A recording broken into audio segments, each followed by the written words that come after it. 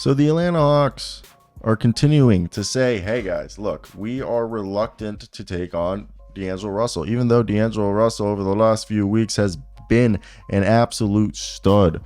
The thing is the Hawks were the 11th ranked offense, 28th ranked defense. That's what you need to understand. They want cap flexibility and they want draft assets. They want 2 first round picks. And we're continuing to hear that from this time from the boys at, I believe, The Athletic.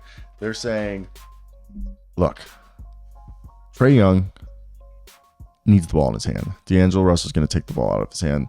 And Jalen Johnson, who they really like, who's averaging 16 points a game, 8 rebounds, 3 assists, defensive dynamo, like a steal and a half and a block a game.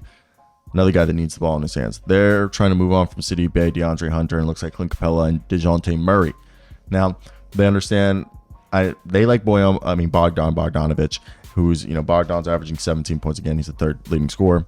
DeAndre Hunter, he's a good utility knife, but he's not like the guy. So they want cap flexibility. They don't want to pay the tax, and they need to find a person like the Nets that we've said who give them a Spencer Dinwiddie's expiring contract and maybe a pick if they send D'Lo and Jalen Hood-Schifino.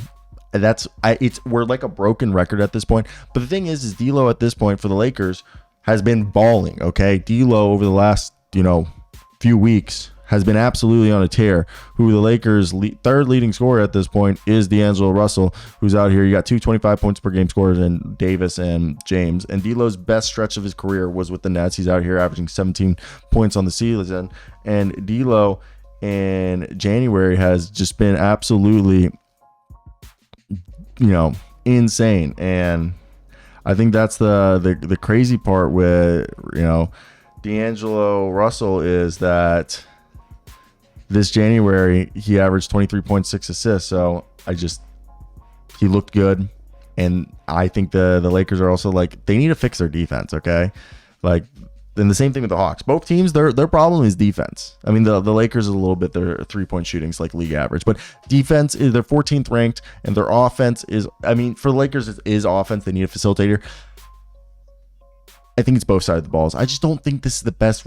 I think the Lakers are trying not to gut themselves. So Quinn Snyder is lobbying for the Atlanta Hawks to pull DeJounte Murray from the trade market, which is interesting. As Mark Stein of the Stein Line writes that DeJounte Murray is being actively lobbied by Quinn Snyder to be kept on the Atlanta Hawks roster past the trade deadline. Murray has been one of the highest profile trade candidates this season.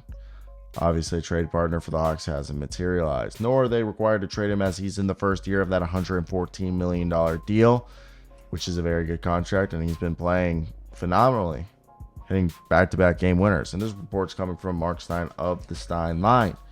So that's where I want to hear your guys' thoughts.